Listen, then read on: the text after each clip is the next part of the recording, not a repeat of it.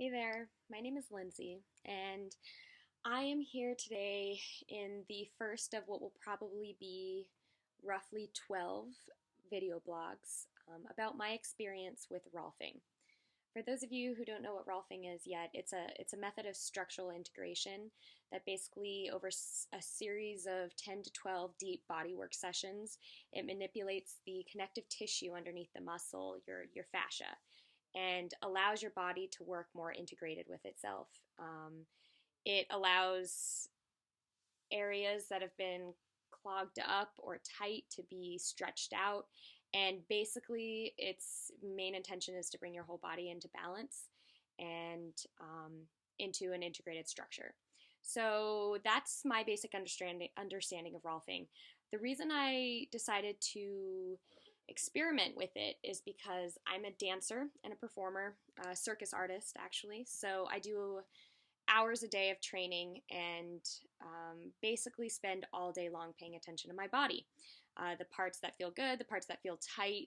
I'm constantly trying to stretch and improve those issues, trying to push those boundaries, become more flexible, more strong. That's basically why I've started to hit a few walls. I have a couple genetic challenges with my body, mostly starting with my feet. I wasn't born with the best feet structurally. I have bunions on both of my feet, and it basically causes me to lean my weight to the outside of my foot a lot because the inside of my foot isn't as strong and as stable as the outside. So basically, over 26 years, I think I've developed a tendency to coddle that weakness in my foot, and it's leading to a bunch of discomfort in my hip and my back. And over years of struggling with trying to address this issue, I finally found this practice that will work through my entire body, treat it as a holistic system, and will hopefully bring me some relief to some of the weaknesses that feel like they're ricocheting and reflecting through my body from my feet right now. So anyway, I've had my first session already, and I wanted to give you guys a short recap of how that was for me and what we did.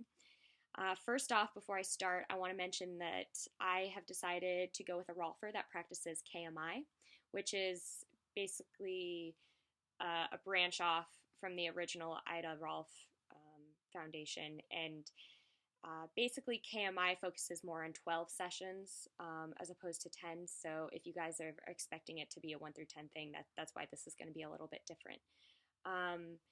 So my experience with session 1 was that we worked with the superficial front line of the body. This means that I was on my back most of the time, and he was working up from my feet.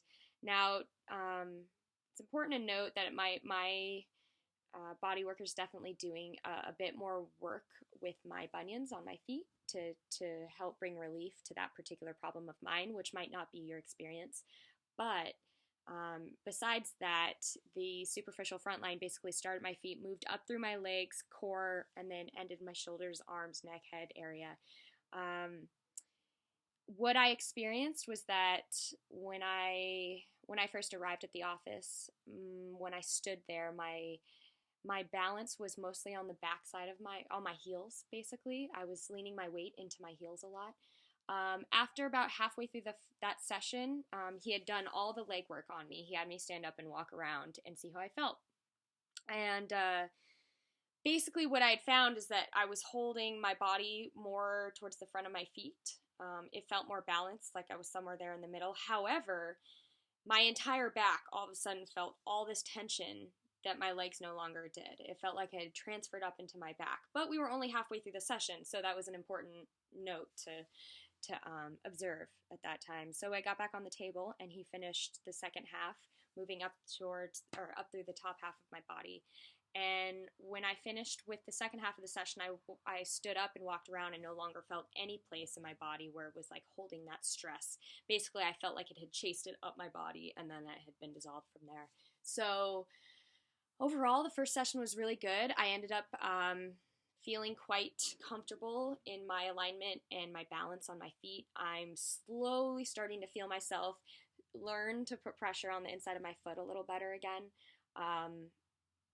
I'm sure that'll be a work in progress for a while. I'm also noticing quite a bit of relief in my worst of the two bunions. The one on my right foot is definitely feeling a lot less crampy. I'm starting to kind of conceptualize that foot issue a little bit differently now. I'm starting to realize that by stretching and strengthening the muscles around the weak bone, or at least the weak way that the bone is formed, I might be able to reverse some of the discomfort that I've accrued over the last 26 years of heavy, heavy use on my feet.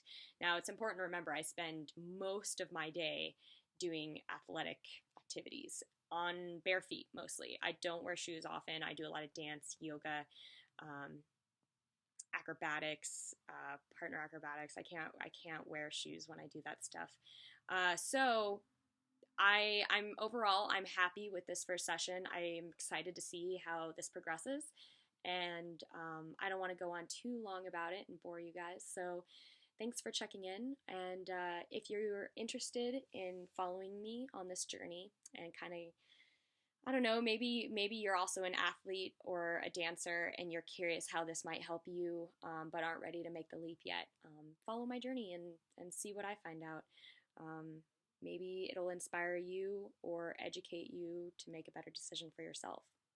So if you scroll down to the bottom of this blog post on my website, lindsayk.com, you can subscribe to this experience that I'll be sharing with you guys via blog post and vlog. My YouTube page is also Lindsay K, and you can subscribe there as well to receive future updates about my Rolfing experience. All right, thanks for checking in, guys. Have a good day.